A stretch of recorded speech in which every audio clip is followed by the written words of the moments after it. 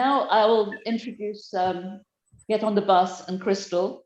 I've known about this organization for some years because a woman called Nancy Woods, who's very dynamic, has linked with them over the years, and she has got together from mainly from our church kind of all sorts of packages that people can carry with them on the bus, things to keep the children happy, keep the parents happy because they have long bus rides sometimes. And then recently we've been inviting them to come to our Christmas, holiday cheer, which is at Christmas, but it's called Holiday Cheer, which is a big party we have where we invite mostly families from kind of various kind of shelters and things like that. But we started inviting the Get on the Bus families too. And the first year, I'm just going to say this, Kristal, because that just really affected me. The first year they came, there was a certain level of defensiveness. And you go up and start talking to them, particularly to the grandmothers or aunts who are usually looking after them. And there was a definite distance there. This year when they came, they were just part of the group. And it was just so wonderful just to see that. And I think that it just made me feel very good. Anyway, having said that, I will introduce Kristal, who will introduce herself and then tell us all about her wonderful organization. Thank you. It's very lovely to meet all of you, and I'm so happy to be in a meeting with so many great people who care, people who want to make a difference in the world. That's what this work is all about, is meeting people like you, and then seeing how we can all move together to create something better and greater, addressing the issues that Steve even just read out right now. My name is Kristal. I am the program coordinator for Get on the Bus. I've been with the organization CRJW for about 1.5 years, but I've only been with Get on the Bus for a few months now. I was able to, wow, it was a lot, but I was able to run 2 programs in the month of October, and we only had like 3 months to set up. And mind you, this program takes about almost 1 year to prep. So it was a lot, and I'm just so happy that it was able to come together, and it really was able to happen because of the community stepping up and saying, we want to make this happen. That is my experience with Get on the Bus. Personally, I do restorative justice work. So I've been studying restorative justice theories for about 7, 8 years now, which is crazy to say. But I fell in love with the topic easily in college, which is where I fell into it. And from there, it's just been a wonderful relationship of seeing how we can come together to find, just as Ruby had mentioned, these peaceful resources and alternatives to violent and aggressive punishment, as well as behaviors. So I've done work in Cambridge, Massachusetts, which is where I started. I taught conflict resolution, skill building and training and mediation skills to high school students, which was awesome. They absorbed it like sponges, and I think that's what made me really fall in love with it. And then I had, I don't know if, since this is a more spiritual group, if you guys ever experienced like this nagging feeling of something is calling you. I had that with the incarcerated population. I don't have any experience personally of a family being incarcerated. That it just never, I have the fortune of being able to say that didn't happen to me, but for some reason it just kept calling in the back of my mind. I need to find a way to help these people. So I didn't even know that Get on the Bus existed until 1.5 years ago, which is when I started working. So falling into this job is not just a beautiful, what is that? Is the word happen chances, or, a chance that it happened? I think it was something that's been waiting to happen for a while for me. So I'm very excited to share this with you. We're going to talk specifically more so about the COVID-19 impacts to Get on the Bus. I will give a brief intro about what the program is, but let's talk about the importance of keeping connection and how that changed over the last couple of years. So this is an example, a picture from one of the events that we had. So we This is a program that we made last year called the Hub. I'll talk about it a little bit more, but this is the families. I shouldn't have covered her face. I apologize, but this is the families. One of the families who had a phone call with, I think, their dad / husband and their loved one. So let's get into it. So an introduction.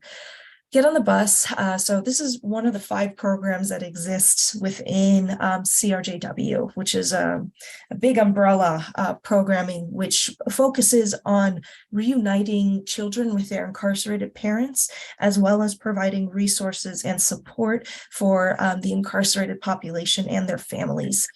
One of the biggest things for us is we firmly believe that children deserve and need a connection and a relationship with their parents, regardless of any situation that they're in. It's a human necessity, that human connection, that impacts your mental development, your physical development, and even your spiritual development, the relationship that you have with your parents.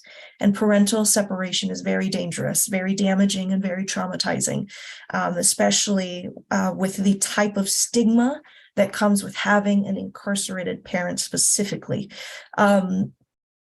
We believe that with this relationship, us trying to engage families, to speak with one another, to heal, to have this family-friendly event, that's really crucial with healing our communities. It doesn't actually just stop at the kids and the parents. What happened recently with the last event that we had in October was 3 returning participants, but on all different levels. So we had a former child participant, so somebody who had used Get on the Bus to see her dad.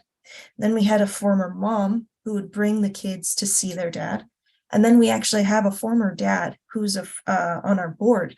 He was formerly incarcerated and used Get on the Bus to see his daughter. So this, we didn't even know, for the volunteer who used this program when she was a child, we didn't even know, we of course always want to involve anybody who wants to participate, but these people came back on their own accord. And I think that speaks to something about the type of work that's happening. It's really impacting people, impacting people for the better.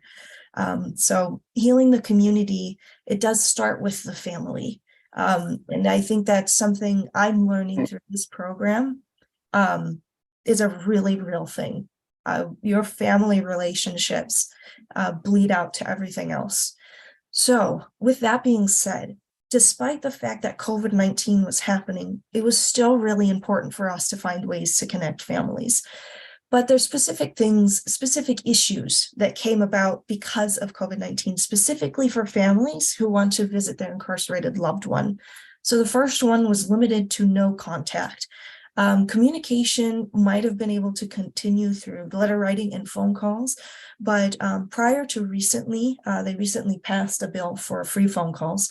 Phone calls you had to pay for, and they could get really expensive, and you don't get paid a lot in prison.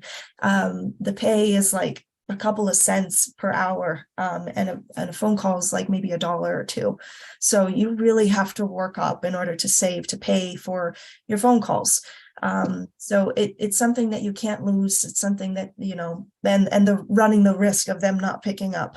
So letter writing is good as well, but it lacks privacy. Whatever goes out and goes into the prisons, every single, I believe they like being called correctional officer. They have to open it, read it, check it, and then they give it to their loved one. So they're, it's an invasion of privacy based off of bureaucracy. And that was really hard for people. And the worst part is most people actually couldn't make contact. We had families call in during the height of COVID-19, and they would ask, hey, do you know how my loved one's doing? And unfortunately, we don't have access to that information. Only the prison does. But contacting the institutions is not as easy as just making a phone call and saying, hey, can you check on so-and-so for me? It's inundated with people trying to call at once. It's understaffed and overpopulated. So all of these things put pressure on all of us, honestly, for as much as, we don't support the prison system. We can't deny that it's not just our families that are suffering. It is a lot of turmoil and struggle that's going on within the institutions that's bleeding out to us as well. So that was a huge issue. The next thing that we have are shutdowns. So because of wanting to take those safety precautions, all CDCR state prisons completely shut down. So there was no in-person visiting for about a year, maybe 2 years, which is a long time to not go to see your loved one, on top of the years that already are in between the last time that these families saw each other. For some families, to give an example, one of the programmings that we put on was to ask the institutions to take photos, like Christmas portraits of the men, and send it to us, and then we distributed to the family members that wanted to receive a photo. And one that we received was from a mother who had shared with us that she actually hadn't seen her son for 40 years prior to that picture that we sent to her. She actually didn't know what her son looked like. So just imagine that's not uncommon to hear. It is not uncommon for people to say, I don't remember what he looks like. I don't even remember what he sounds like. I don't know who he is, who they are. So this, again, a lot of pressure, a lot of stress is happening. So as a way to try to combat this, CDCR had implemented video visits, which is similar to what we're doing right now, but obviously more regulated.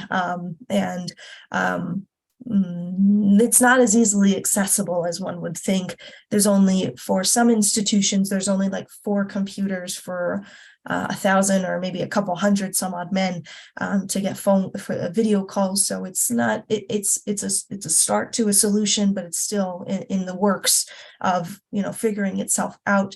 Another response that CDCR has implemented and started is providing all of their of the people there with tablets. So that should make these video calls a little bit more accessible, but they're very slow to implement. So they're trying, but it's there's always hurdles to overcome.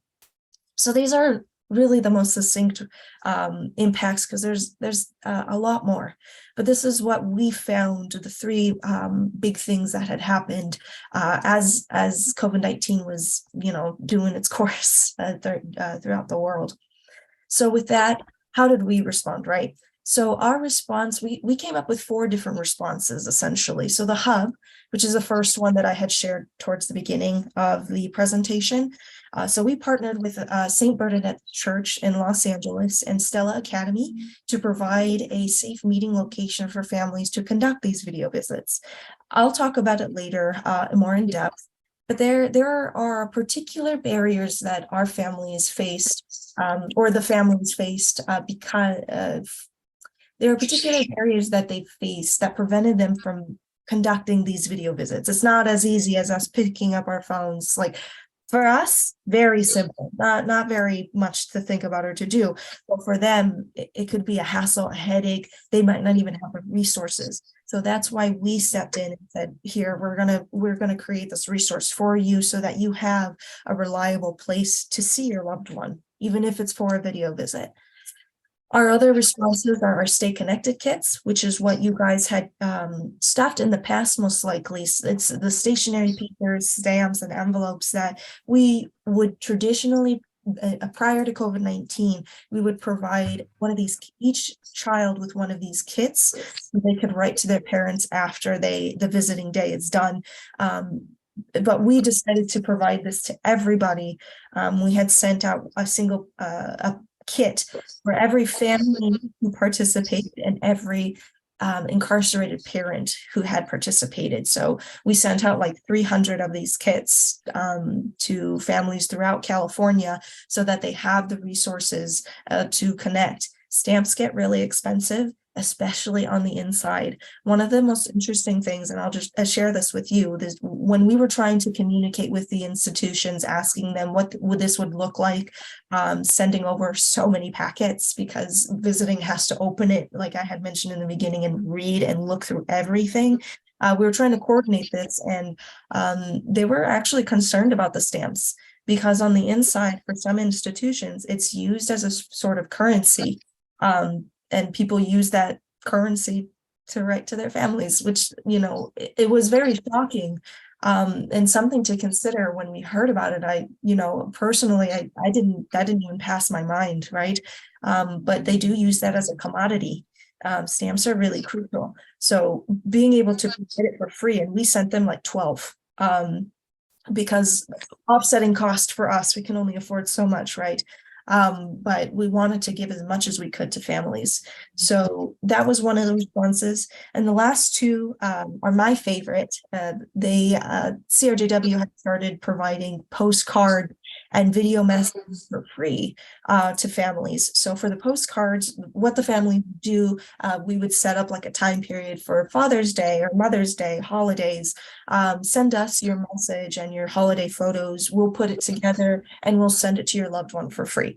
So because we have the means for putting it together, and we want to be able to have something that your loved one can hold. I don't think I can, those mementos mean so much in a place where you don't have much. So the postcards, it has, their loved ones' photos, and recently, we had around like 64 families submit postcards, and that's like 64 families, like 2 per submission maybe. So a lot of people really want this resource to just connect. I didn't realize how much I took for granted until I started seeing the pain in other people, I guess, of how difficult this can be. And the last thing that we did are video messages. So during the end of the year, and I have an example down in the slide, during the end of the year, we offer like these holiday messaging submissions. So again, having it during that time period, we ask families, hey, submit 25 seconds of you saying just a quick hello, because we can only do so much. And it's also trying to make sure that we can have as many people submit. So we ask them to do a 25-second video submission, a little general messaging, kind of saying, hey, babe, love you, wishing you well. And then we compile it and send it over to CDCR so that they can just broadcast it across all state prisons. So the neat thing about this, and we've been hearing a lot of great responses recently, and a lot of families saying, please continue it. This can sometimes be the one thing that meant the families, the incarcerated loved ones, they really look forward to this, of just being able to, because they don't just send messages. Sometimes it's like the kids singing, like it's at a family event and they're like, hey, we miss you. And, it brings like this closeness that I think is lacking. So the video messaging and postcards personally are my favorite, because I love just seeing the people that we serve. And I think I'm happy to have done this part because I saw the real population of who needs this resource. We have that stereotype, just as what Steve had said in the beginning, of what kind of people are involved with this type of issue.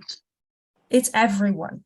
Like everyone is touched, impacted by this issue, from people who are well off to people who don't have a lot. In every single race they've submitted something, or they have contacted us, or it's something that impacts everyone. So we're really happy to be able to do this, and so happy for everybody who has supported making these things happen, because although it is stemming from us, the reason why that this can be so successful is because our community is coming together and wanting to find solutions and make ways to help families come together. So with that, I wanted to show you some examples of these events because the hub, I think, was one of the coolest things that we've done so far outside of Get on the Bus programming. So the hub, many families don't actually have resources to conduct these video visits. So we made the hub to try to close this gap. The example issues that our families face, because there's quite a lot, each family is different, but the three most common issues that we found is a lack of reliable internet. They don't have computers or tablets, or they do not have the technological literacy to know how to set up an account, download the web link, open up the video visit, and actually conduct it. So it seems really simple, like step by step how we do this Zoom call, but it's actually a lot more complicated. You have to go through this whole system and you have to make sure that you're pre-approved and all of that. But now instead of you mailing this information, you have to do it on a computer. So it's barriers around barriers, and it just stacks up for our families. And we say, hey, that's not fair. They should be able to have this resource just as freely as the individuals who do know how to, who do have computers, who do know how to use the computers. Like, it shouldn't be restricted just because you don't know and you don't have. So as our response, the hub provided the safe meeting space. So we were in a classroom. Each person, each family were given private classrooms so that they can conduct their video calls in private. They were given a computer for free with the video call set up. So we spoke with them prior to the event, made sure that everything was pre-approved, their family members were ready to go, and that their loved one on the inside is ready to go. We walked them through that whole process and just made sure all they had to think about was coming and then going to the room and just talking and enjoying their time. So we also wanted to make sure that we had reliable internet. So that's why doing this at an elementary school was actually really helpful. And then we were able to keep the really lovely part about Get on the Bus is that shared meal. We were able to coordinate with the institutions to keep that, which was super awesome. So on top of us making the orders for like pizza or sandwiches or something for the families that are at the elementary school, we had placed the order to have the pizzas sent to the institution at the same time so that they can eat at the same time between the screen, essentially. And that was really neat. And then afterwards, we provided everybody with the sort of party. We had face painting, we had board games, we had letter writing. I don't know if you guys know, but I guess it is Mexican, but the Spanish bingo game, Loteria. So we had that, and everybody had so much fun. They were screaming, like in a good way, screaming, laughing, and it was just a great time. We really wanted to keep the vibes, I guess, as you can call it, of or the feel of Get on the Bus, which is it's a party. The reality is hard, but let's just for a moment just be together and have fun. So as you can see, we had our little mascot here. We have the teddy bear. One of our staff members was so kind to get in there during the summer, by the way. So it was hot when he was in there, but he did it for the kids, and we loved every single moment that we get to spend with everybody. And it was a really great time. I'm really glad that we did this. And I'm really happy and proud of my staff for putting this together. So just showing some pictures. This is one of the young participants. This is him. So we still allowed for the letter writing portion that we have for the Get on the Bus event. So in this mailbox, you can send a quick little letter to mom or dad, say, hey, miss you, it's lovely seeing you today. and then we send it off for free. So we would put the stamp on it, double checking the mailing address and everything. And then we sent it off for them. So this is one of the little boys. He was super sweet. And on his face is ice cream. So we gave him ice cream to cool down. I don't know if you can see the white specks. It's not dirt on your screen. That is him eating ice cream. Yeah, I think his mom is holding it. So this is another photo. One of the young girls was there. This is one of the teddy bears that we provided them after the visit. She was a cutie patootie, and it was hot that day. So she was chasing him around and they were playing, and afterwards he took it off and he was like, guys, I'm so winded. But it was so worth it. And it was a lot of fun. So we also have this photo. So this is where the letter writing was. They had some like cards, blank cards.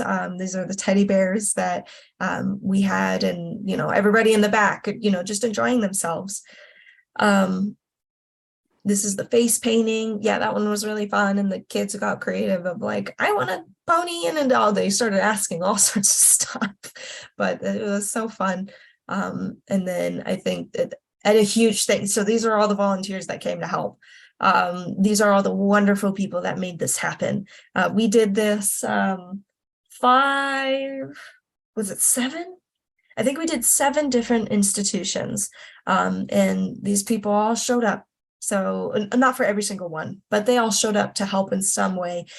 And it's awesome. We're so happy that people like this exist. And this is what makes an event, moving it from just an event to a party. So they're just wonderful people. And then the last thing I wanted to show you guys, this is a message that was left by one of the kids. So obviously, because it's a classroom, each room had a whiteboard. So they would sometimes use that for like inappropriately named, but I can't think of another term, hangman. They did like, we made bingo games for them and things like that. So they were using the board. And this is what one of the kiddos wrote as we were cleaning up, and just, yeah, it means a lot. So during the whole thing, after everything was said and done, we were able to serve 109 kids, 60 parents. So that's the incarcerated loved one on the inside, who was able to reunite with their family through this video visit, and 72 adults. So that's the parents bringing, or the loved ones, because it could be grandma or uncle or aunt, but their loved ones bringing the kids to the yeah, it was a lot of fun. These people were wonderful, and we're so happy that we were able to serve them in this capacity.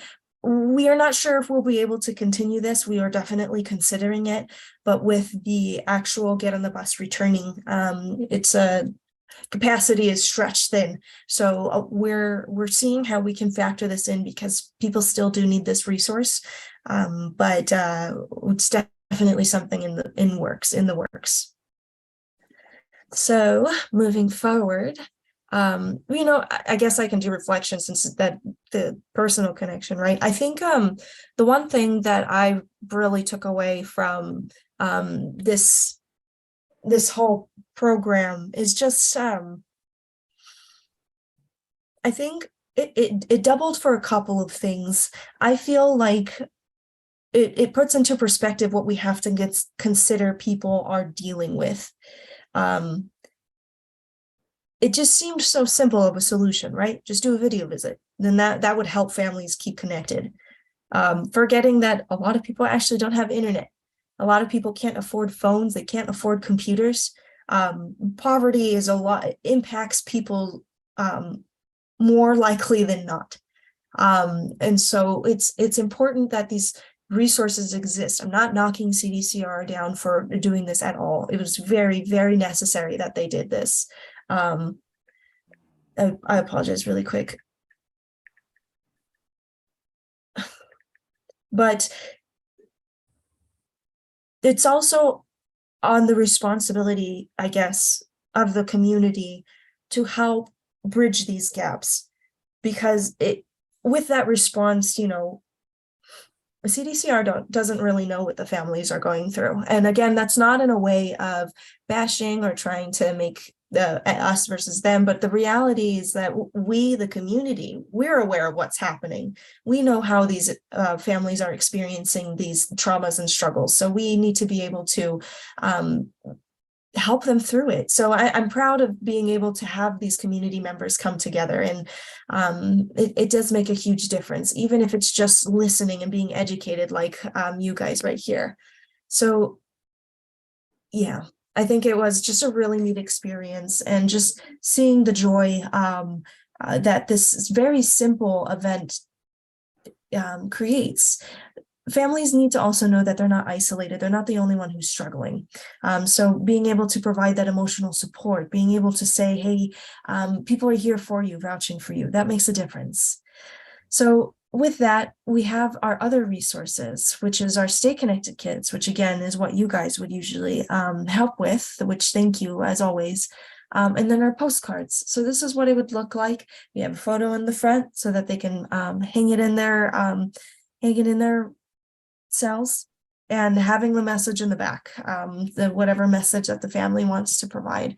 Those are really fun to make. And I think the one thing with this one is I personally want to be able to provide it more frequently than just around the holidays, but it does take quite a lot of resources and time and manpower to serve as many people as who use this resource. So if anybody wants to volunteer, or anybody who knows who wants to volunteer, we are always happy to invite people to help connect families. We also have our holiday videos. So this is an example. So that's for Father's Day. First Father's Day. Love you. I miss you dearly. Please take care of yourself. I love you. I miss you, and I can't wait to see you again. We love you and we miss you. Baby, we miss you. We love you. Can't wait to see you. Love you, Daddy. So it's just short, simple messages like that. And the longest that we had so far was like half an hour, and that was around 108 submissions. I would love to have even more. It was a lot, and it was there was a time crunch. But just the fact that these families just want to say hello, just see my face. Hey, this is what I look like. I'm doing good. Like there was one family who sent over a video of their kid that's shooting some hoops and just saying, hey, look at what I can do, kind of stuff. So these videos mean a lot. It seems simple, but they're also, again, my favorite. I love doing these so much.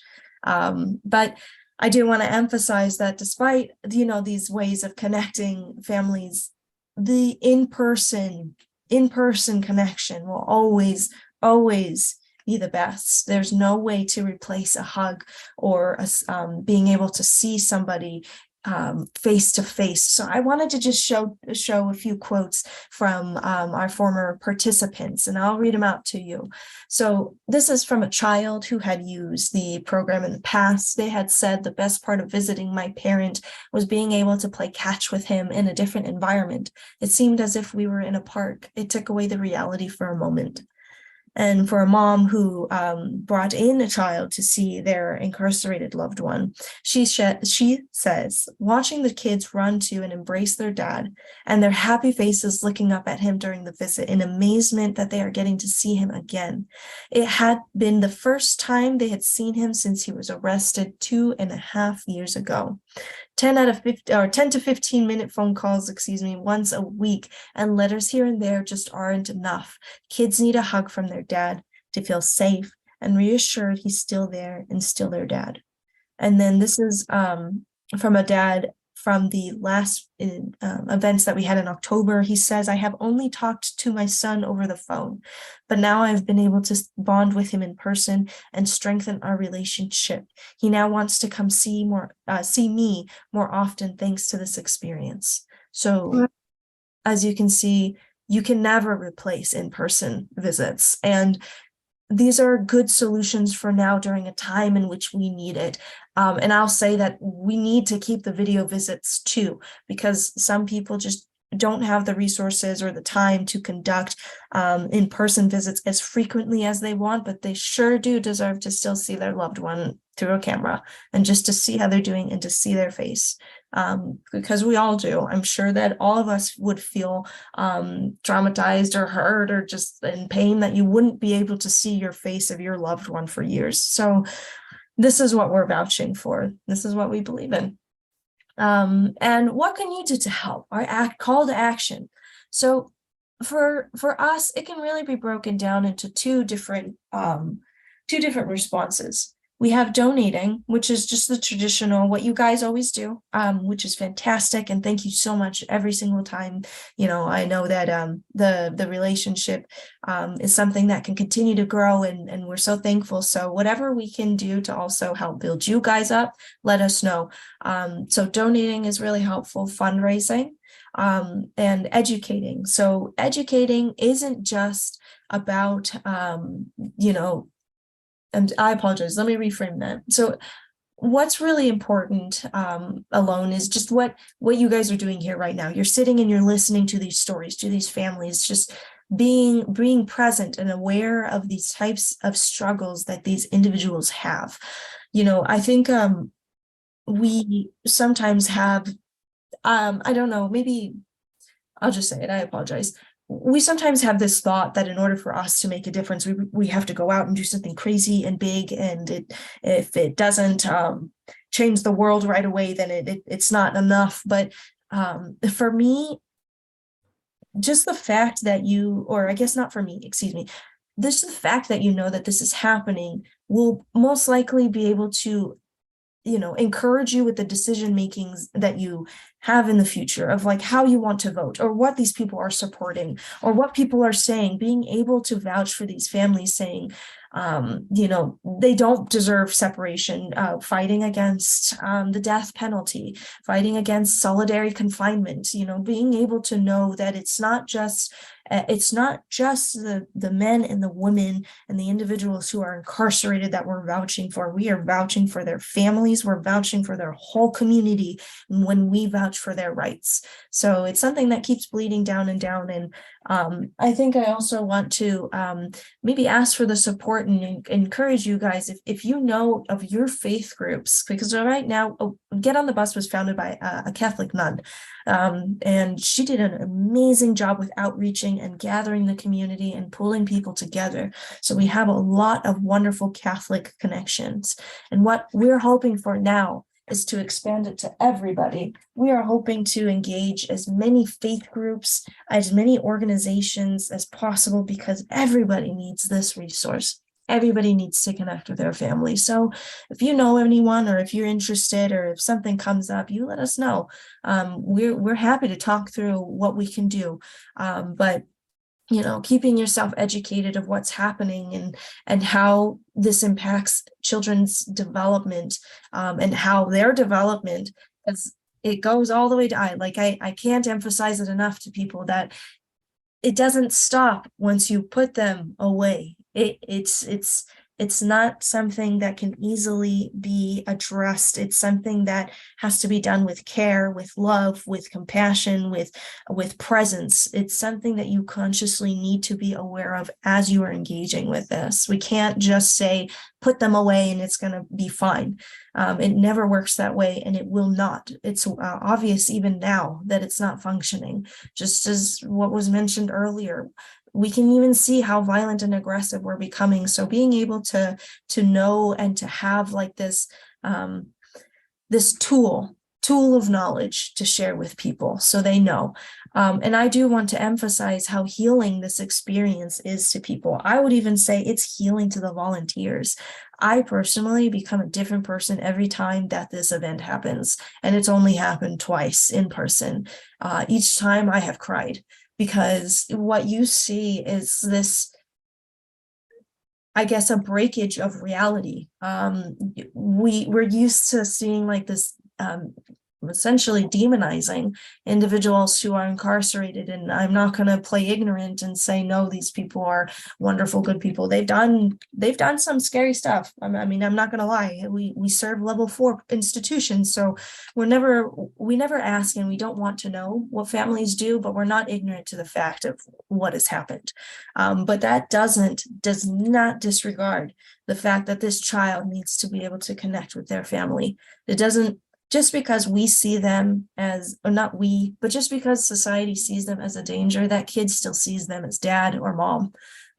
We can try to pose it in any other way of like what these people are, giving them labels and their stereotypes, but that's still dad, that's still mom. And we should not be taking that away from children. So it's something different when you see families come together, and especially when you see the men and like the incarcerated parents.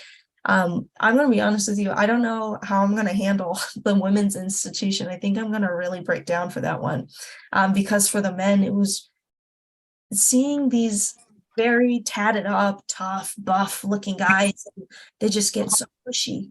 They get so mushy when they see their kids or they see their mom, and just like, I know you guys probably have thought about this before, of how like in reality or in society we all wear this mask because we have, as exactly as what was mentioned before, we have these boxes, these restrictions, these labels where is ingrained in our brains. So we don't even really have like this sort of freedom to really think through what it is that we want to feel or experience about these people. We were just told like they're a certain way. And so these stereotypes are so damaging, and it does impact the kids. So on top of the educating others about this, educating yourself on how to unlearn those stereotypes and those very habitual, like automatic thoughts is really useful, because we don't realize how much this event impacts kids,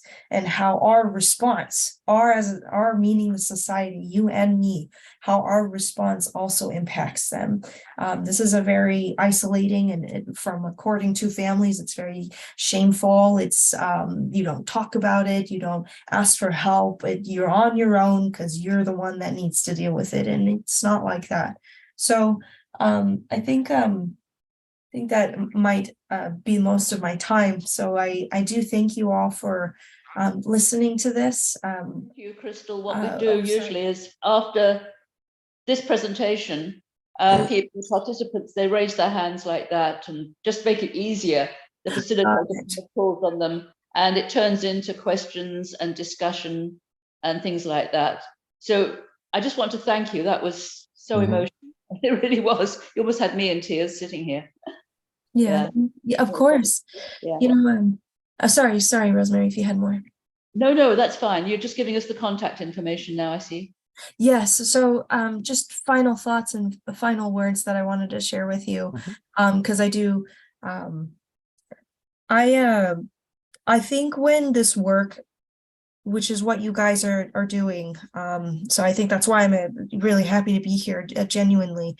When this work is treated less as work and more as a vocation, or more as a calling to help people, I think that is what really changes the perspective of how we can create a better change, more sustainable.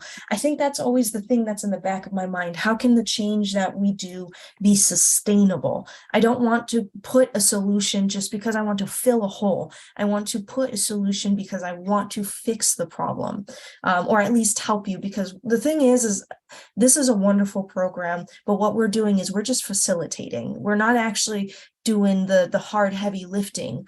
We're doing the heavy lifting on like the paperwork and like the setting up things, because that's really exhausting. But the emotional heavy lifting, that's left to the families. But the way that we're trying to approach it is this seems like it's a real solution. The way that people return and things like that. So I implore you to continue searching for peaceful solutions to all of our conflicts. They exist. They exist. I just want to emphasize that they do exist. But it's more of us as human beings being willing to be creative enough to step outside of these. This program, as a third party, knowing the nonprofit world prior to me ever hearing of Get on the Bus, this is an incredible program. This is the most grassroots that I think I've seen, at least with what my experience is. It's incredibly grassroots. You are relying on other people for everything. And these people are doing it for free and because they just care and they want to help. So when you get the solution, the community involved, you get some amazing solutions. And we just have to be willing to try and to step outside of what is our box of reasonable responses. And I see that within all of you, the fact that you're even having this meeting. So I just want to encourage you with that and emphasize that, yes, this type of stuff does create change. It might be slow, but it's the change that really needs to happen in people's lives. So thank you. I appreciate you guys. Wow, thank you. Thank you. Yeah. Can you undo the I share? know. I'm so sorry. Give me a second. I'm trying to figure out how to do that. There we go. You. Hello. Thank you all for listening. I guess I'll go just call it out as I see. Rick, sorry, you've been waiting very patiently. No, it was a great presentation, and thank you very much. I think it's, for me, it was extremely enlightening. And I wanted to see if you guys had done anything as far as checking how the participation of the program has affected anything like recidivism rates and stuff like that. I think those are sometimes, personal things are great.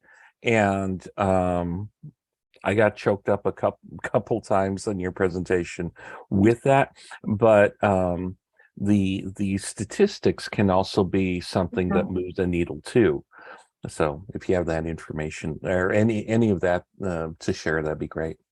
I'm so disappointed in myself because that's actually, hold on, I want to show something then, because I thought I added this and I didn't even realize it wasn't there. So let me read out some stats for you guys to know, because, just like you said, Rick, it does leave an impact. So right now, 1 out of 28 children have a parent in prison, and that was a 2021 study. So that's 1 kid out of every classroom.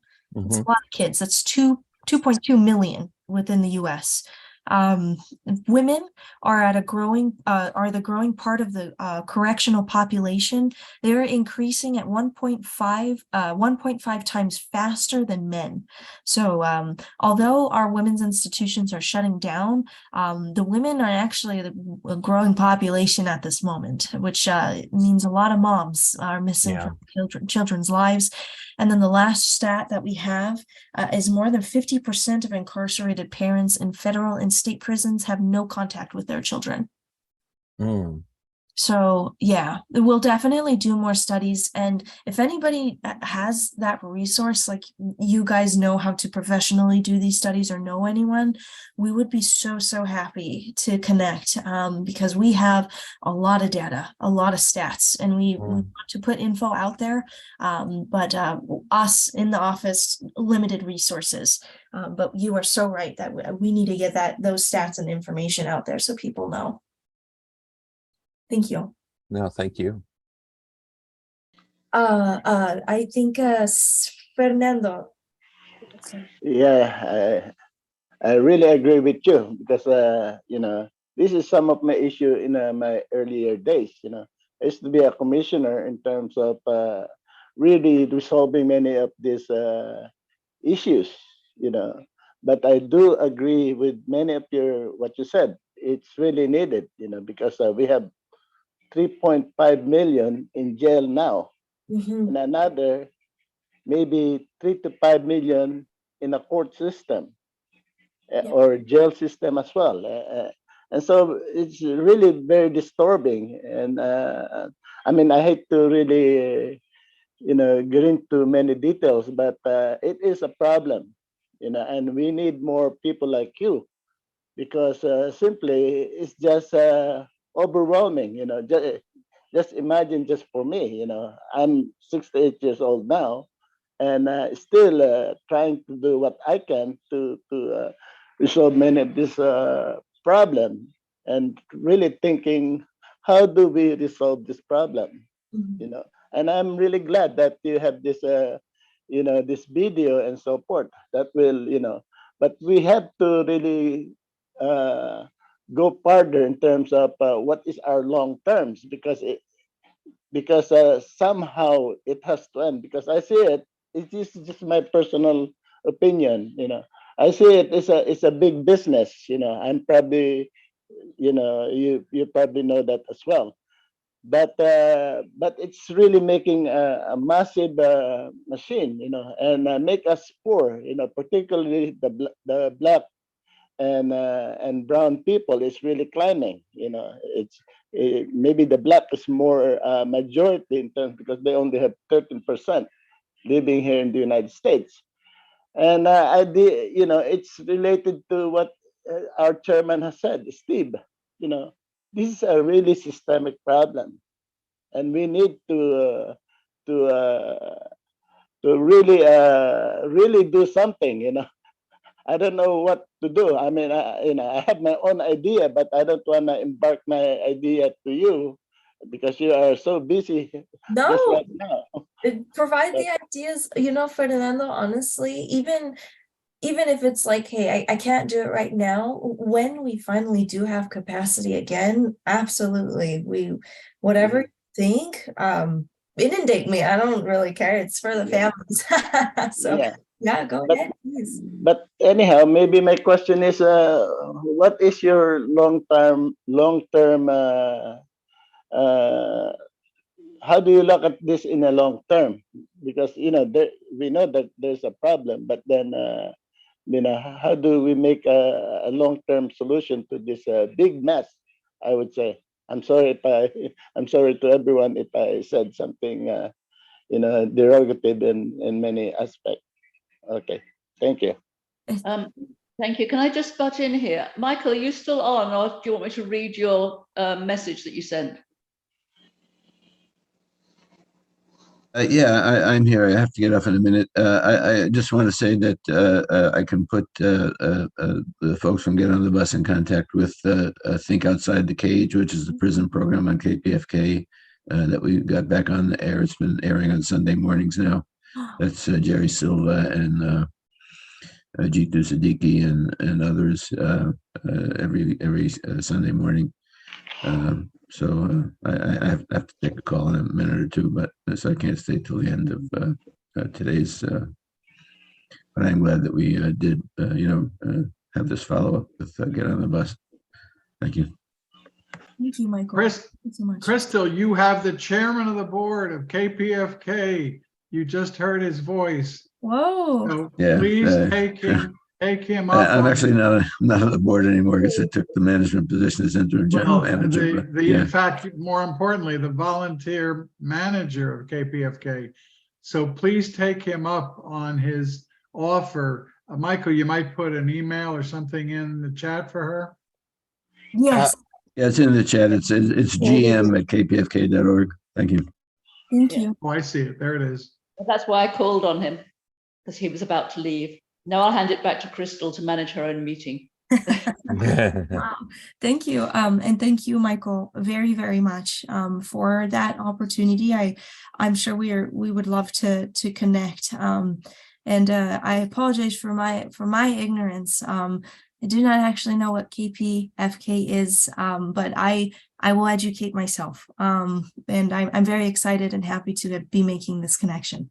So thank you. And to answer Fernando's question, when it comes to the long term, this program for me, okay, So the way that I enjoy approaching my work is thinking that I won't see really the fruits of my labor, the fruit that I really, really want to see until like 5-10 years down the road of me doing this. That's reality. And I don't mind that at all, because what I want, the way that I am now, Get on the Bus just did this on its own and didn't even know that it was doing it, to be honest with you. And so I'm so happy that now I have the expertise in order to push it to be what I know that it can be, and not in a. I apologize. I think I love this program, and it's sitting on this bed of possibilities is essentially what matters more than anything. So what the sustainable thing that we've noticed is families advocating for themselves. I think that's the coolest part. Get on the Bus, I personally feel we can only take people like 50% of the way, because we need the community to come together and vouch for themselves and say, no, I deserve to see my loved one. No, I deserve to have these video visits, or whatever it is that they need to put into place, put into policy, which is what we are actually seeing right now. We're seeing a lot of nonprofit organizations coming back to Get on the Bus, and people who used to use Get on the Bus saying, hey, the program was really helpful and resourceful. We're doing some research. Can we partner? And the answer is always yes. So if you guys ever have anything like that, please feel free to reach out. I am more than happy to provide you with any stats, quotes, whatever. But the long term is to be able to empower. That's what it is. Hands down, it's just to empower, because the systemic issue, I'll be able to really, I want to be helpful, but realistically within my lifetime, I don't know if I'll be able to see the change that really, really needs to happen. But I want to. All right, talk to you later. I want to be able to prepare our children as though they will. So showing them that they deserve these rights, and sharing with their parents that they're not alone and it's not shameful, and there's people backing them and saying you deserve support.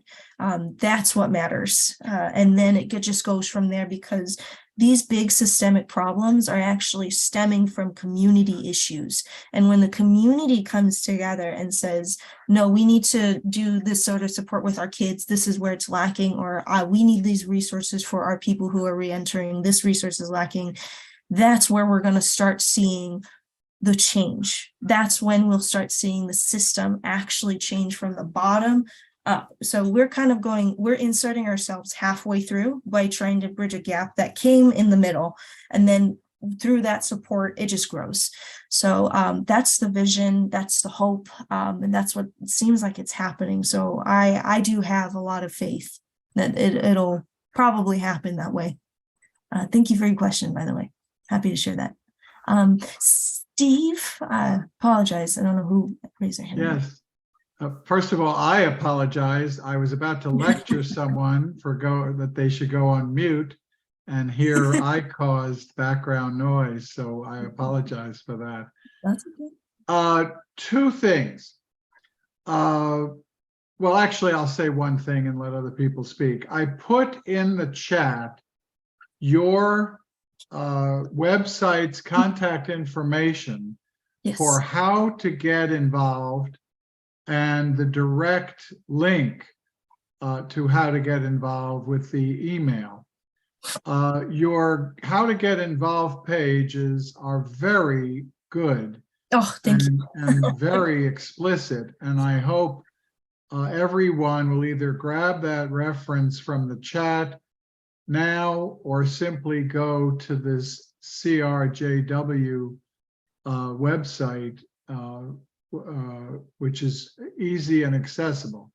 But we have a few minutes here today, and I'd like you to dig a little deeper into both. I saw notions of, contributing teddy bears and materials.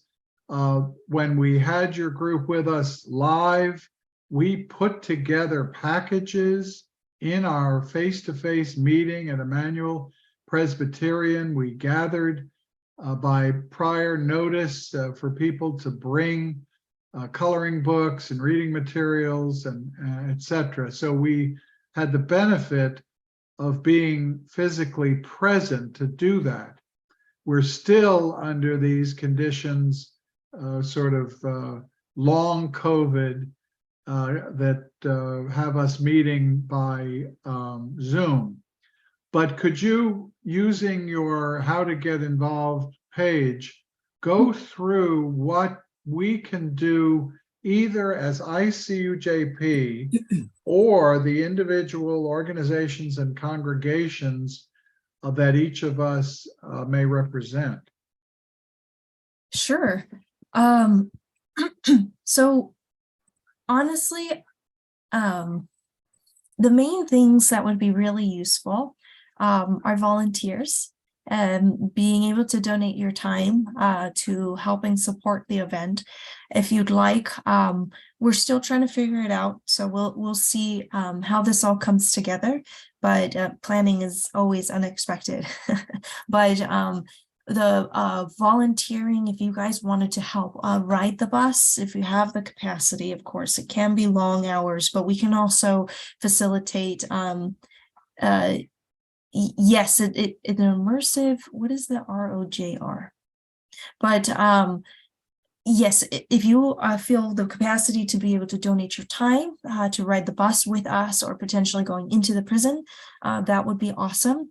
Volunteering also to help put these items together. So I guess collecting the in-kind donations. So we don't need teddy bears, but we still do need travel bags, and we will need Stay Connected kits. So those two things would be very helpful. I will say specifically the travel bags. If we can have more of those, that would be very, very resourceful. And then the last thing, so I guess those are the main big three. And then the last is donating, fundraising. This program, for your guys' information, if you didn't know, is completely free for families and for every single participant. And we want to keep it that way. So the way that we make it free is through individual donors. It is incredible how much, so most of our funding is obviously, full transparency, is from grants and sorry, what's the other word? But doing grants, so essentially we have support from outside organizations coming in. But another big supporter are individual donors. So if you have the capacity, or if you want to do some sort of fundraiser, people do like food drives or something like that, we're also really happy to involve you in any way that you want to engage your community. So those are the main things: is volunteering your time if you can, collecting travel bags or Stay Connected kits, and then fundraising. While I have the floor, Kristal, there are people like Ruby who raise her hand physically on screen. You Yes. might not see that logo, but please work her into your list. I will, absolutely. Ruby, did you want to go next? Yes, I just wanted to thank you. I was able to hear and see your total presentation. Wonderful. Before my screen acted up. And I was wondering, do you work with specific prisons, or how do you work that? Sure. We do work with specific prisons. We actually reach out, and we do have connections with 13 prisons as of currently. So a few of them are closing down, so that'll shrink our numbers, unfortunately. Our hope is to expand to as many institutions throughout California, given our capacity, of course. But right now, we definitely serve all the women's institutions, which currently there is 3. And then we serve like scattered men's institutions. The way that works is we reach out personally to the what's called the community resource manager, who helps put on these events at the institution. We coordinate, say, hey, this is what Get on the Bus is. This is what we do. This is how we would involve the institution. Is this something that you guys can have? But the way that we actually get the most pull to bringing the program to new institutions is by the men or because we serve all the women's institutions. It's by the men vouching, saying, hey, I've heard of Get on the Bus. Can we have this here? So if you know of anybody who has an incarcerated loved one or is incarcerated and feels like they can benefit from this program, you can have them could potentially communicate that with one of the institution staff. I can tell you specifically who, if you need me to inform you, but that is a really big pull is when the men vouch for it, saying, I want this program here. Because when we come in speaking, it could go good, or they'll say like, no, we don't know if we even want this. So that is, that's how we try to communicate with the prisons. And it is the whole entire time we have very close communication with them. So we get to meet some pretty cool people. And I think that's also the really neat portion of it is because everybody is involved from start to finish, it becomes like a whole community event. So I'm even talking about CDCR staff gets really emotionally involved with this stuff as well. So it is the correctional officers involving themselves. Sometimes they are really, really lovely people. I know that there's our people are adverse to what is it called? People in law enforcement and whatnot, but sometimes the people in law enforcement are the people who help us get things done. They are our number one supporters when it or pull when it comes to making these things work. So if you know, again, we are not going to say no to anybody. All involvement really makes a huge difference because everybody needs to see how important it is that this happens. So sorry for my long-winded answer. Thank you so much. And I really enjoyed the three differences, the three areas, you know, with the children, the parents. Yeah. So, thank you very much. Yes, of course. Support you. Thank you, Ruby. 15 minutes left of questions. I mean, they're incredible. I just wanted you to be aware of that. What was that? I'm sorry. I've got 15 minutes left of questions. Just want you to be aware of that because we've got such good ones. I don't want you to kind of run out of people. Oh, true. Okay. So Anthony, I'll have you next then. Well, first of all, I want to thank you for your beautiful work and your enthusiasm. It's contagious. I want to support this. So I want to make sure I get the link to your website. When I was in my 30s, my first professional job was teaching in a prison. And it really opened my eyes and helped me to see that people in prison were just like people outside of prison in so many ways. They were eager to learn. And it helped me to understand their humanity. And so that part of your work, I think, is incredibly important. I now work with housing justice. And one of the things we do is take the stories of people experiencing homelessness and sharing them with those who have stereotypes. So I'm just wondering, that's my first question, if you work with advocates for prison reform and use the stories, if people want to share them, to help humanize people who are incarcerated and to help change policies. So that's number one. The second is the importance of keeping really accurate data on how this program is affecting people's lives. You know, there's a lot of research that's been done that shows that being a child of an incarcerated parent can have very negative consequences for children. They often end up getting involved with antisocial behavior and not doing well academically. So any data that you can keep that people are willing to share could be helpful in the long term.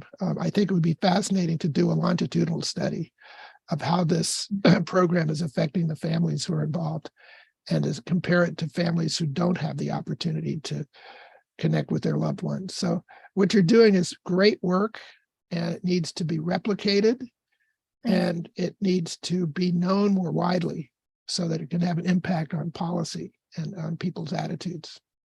Thank you. I agree. We are definitely considering how to do data intake, and I think you might have jogged a light bulb in my head because we do have a lot of colleges that reach out to us who just want to volunteer their time and do what you guys do. But I think what I'm realizing right now is maybe that is what I need to ask them to do, is Yeah. to do a study. Yeah, I and want to then- just back, that's what we've done in our organization, is people who have skills in research, Mhm. and, you know, all that they've been able to do is like work at a shelter and you know, give out food and stuff, find that they can use their research skills to Yeah. help our homeless population. So that's another thing. You're right on target. Getting Yeah. in, yeah. Thank you. And then to answer your question about, hey, are you involving in policymakers? Yes, we do. They reach out to us and we reach out to them. Our two significant ones that I wanted to share is recently the PTA reached out to us about wanting to engage conversations of families who are experiencing incarceration or impacted by incarceration. So we had our families involved with that. We reached out saying, hey, we have the PTA wanting to speak with you guys. Do you want to be involved? And we had like 3 families come out and vouch for their experience of like, hey, this is the support that we need. So that's really neat. And we're very happy that the PTA decided to involve system impacted families, because they have special needs, just like everyone else. So the other one that we have is LSPC, which is, gosh, I can't remember what the L stands for, but essentially they vouch for visiting rights. So we work with them very closely. We partner a lot, and a couple of policies were actually written up because of get on the bus, or what is it? That now they allow for hand holding, hugging, one hug, and then a quick hand holding in prisons now, because of people who are advocating for physical contact. They've advocated for free phone calls. So I think that's why I'm so encouraged too, over the fact that, you know, we just need to keep doing exactly what we're doing, and the community is going to take care of everything else, because they don't need to be told what to do. They just need to be encouraged and empowered. So we're going to keep doing it, because there's so much more to do. But yes, we are definitely doing that. Continuing on, sorry, Rose. Yes, please. No, take me last, because I was always facilitating. Carol. Don't worry. Thank you. Hi. Sort of Anthony's kind of answered the question I was going to ask, but I just want to say thank you for your work. And it shows that we really need to do away with the prison system, because what have children done to deserve to be punished for their parents, whatever their parents did? Why are we punishing the children? That's all. Exactly. It's the question that we ask all the time. And one of the biggest things that we always bring up is like, it doesn't stop. Just because you feel like you're putting a problem away, it's just it's not even hiding anything, to be honest with you. But no, you're right. So we will absolutely keep vouching for their rights, because that's what it is. These are children's rights. So thank you. Sophia. Yes, I want to thank you for your work.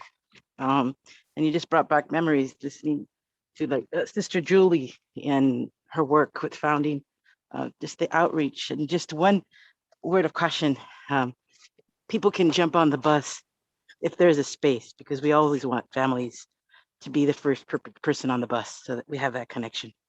And then I want to touch bases with you, because there's a great that you're going to connect with Jerry, because we work together and we're trying to overturn 3 strikes. But there's another woman named Antonieta who has her own passenger van service. And what people need to know when you're doing fundraising is they need gas money. Yes. They can sponsor a box of envelopes and a roll of stamps, because the connection needs to be stronger.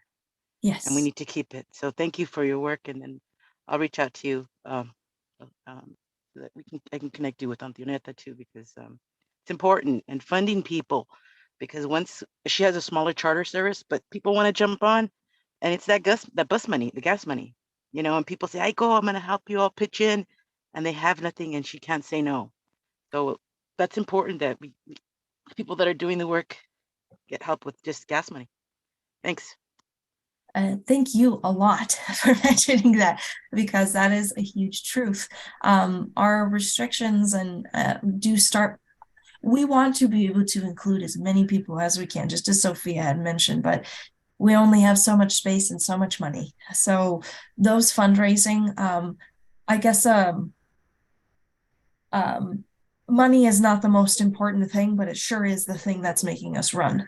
So we are more than happy to be transparent and clear with where this money is going, to make people feel comfortable. But every time you donate, it goes directly to supporting this program 100%, or a little, like maybe the way that it's broken down is to support staffing, but a majority of it goes straight to programming. So yes, thank you so much. And then I think Veda, is that how you say your name? Vida? Yes. Oh, thank you for the presentation. Kristal, some of us have been around long enough to remember when Eric DeBode and his wife worked with the Catholics. And I remember they introduced some of us to Sister Suzanne, who started to get on the bus. And to see how this has grown from that rickety trying to get on the bus and getting it organized and stuff into the program that you're doing now is just so heartening. So thank you for all your work and for guiding you, I think, in the right principles. It's not just giving charity and help, it's enabling people to speak for themselves. So thank you for your work.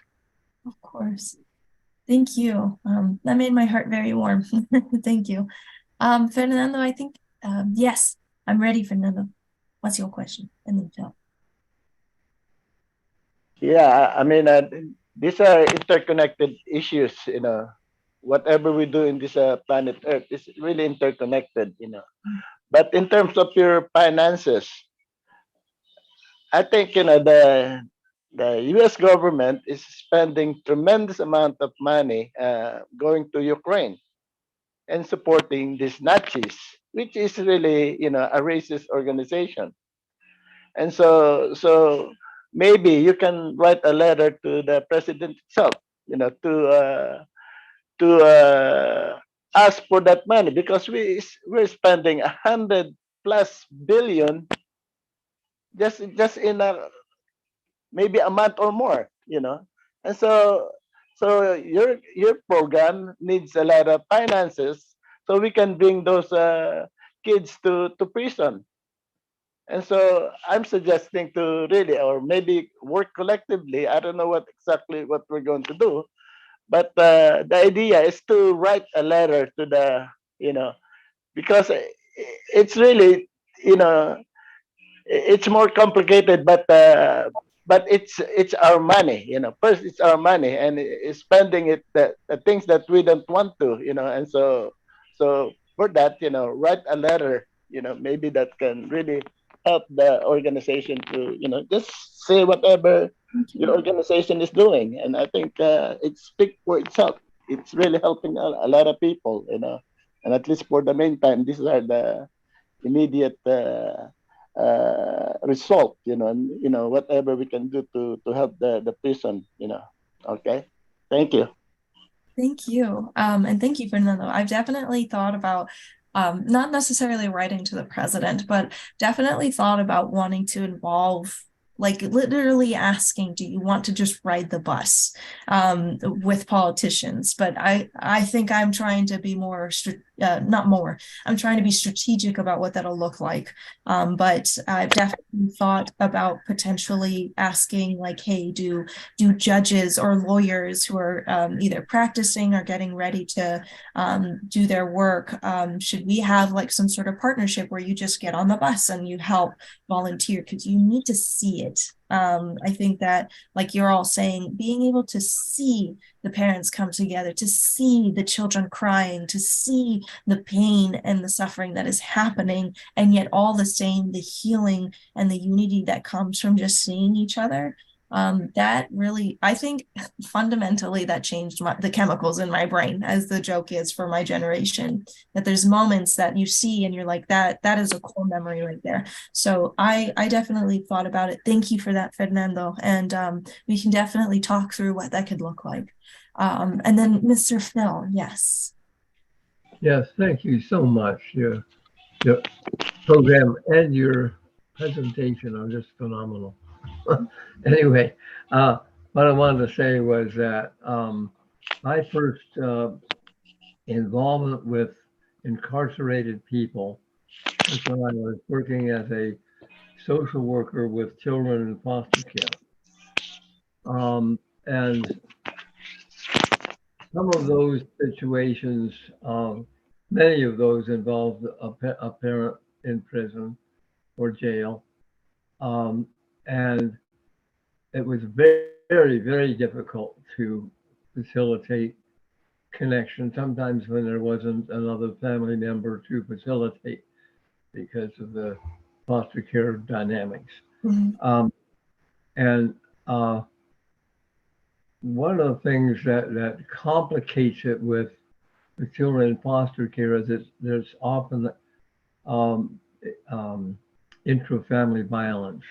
Yes. That has gone on, which takes sometimes a lot of work and a lot of forgiving to get the relationships functional again. Anyway, what I wanted to share, and this was kind of poignant for me.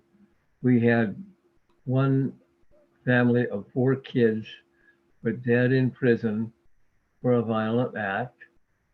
And we were over time able to reunite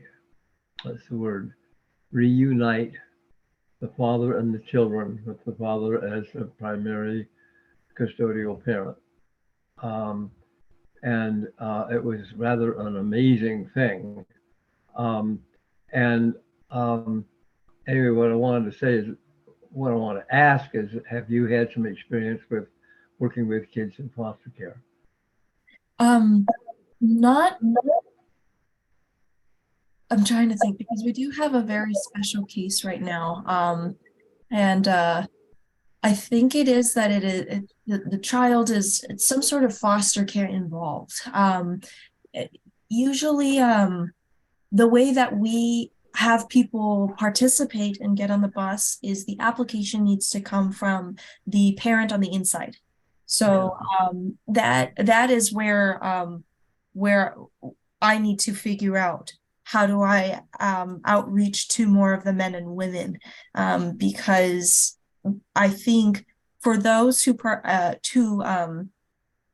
participate, they tend to already have close connections with their families in some way, shape, or form. That's why they know of the program, is because their wife or their husband or whoever is looking actively for these resources. So I think that should be a question that we pose, which I think you for asking is, how do we engage families who don't, have that close connection, that are, people on the outside looking for these resources.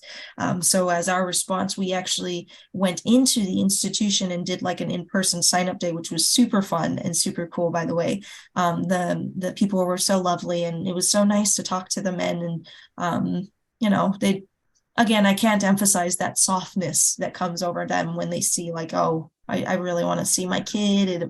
Can I use this? Like, they get all shy, and sometimes they like, I don't want to use it because I don't want to take it from others. And it's like, no, just sign up. Definitely need to figure out how to engage foster care children in foster care. In terms of the link up, I think your best link up to the foster care population would be through the child welfare agencies that work with children in foster care. Yeah, I have definitely thought about that. So getting your confirmation is helpful. I think that's probably what we're going to start having to do. I think we're in the beginning of seeing Get on the Bus really expand, which is what I am very excited for. Also, thank you, Elizabeth, We appreciate you greatly for being here. I will definitely be emailing you because I 100% know a lot of families that could use this resource. So I'll reach out to you. But thank you, Elizabeth, and have a wonderful day. Yes, I'll make sure to reach out in that way. I appreciate that suggestion a lot. And if you guys have any other population that you're thinking of like, what about this group? Like the next one that we're considering is LGBTQ. How do we reach out to those individuals? But it's a little bit complicated because of prison politics and you don't want to out anybody. So things like this, we got to think through how do we serve these populations? And it is a delicate dance. But if you guys know something or see something that we don't, feel free to reach out. In that case, we have reached the end of the line. Perfect timing. All I wanted to just say quickly was that,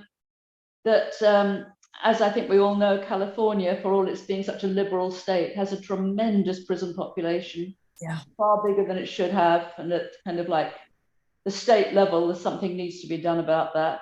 And I also wanted you just to remind us, just as a very last thing, how far is the furthest you go in the bus with these kids? Just how many hours are they in the bus? Just that, and then we'll carry on. The longest that we've had before is 16 hours. Not 16, 8, because it'll be from Los Angeles. Oh gosh, was it really? Oh my gosh, it's from Los Angeles all the way to the top of Oregon, Pelican Bay. Yeah, it's about 8 hours. It's about 8 hours. So that's the longest. Incredible, incredible. Yeah. Well, thank you so much, Kristal. I hope it seems you've got a lot of links out of this meeting as well. I did. So thank you, of all of you, really.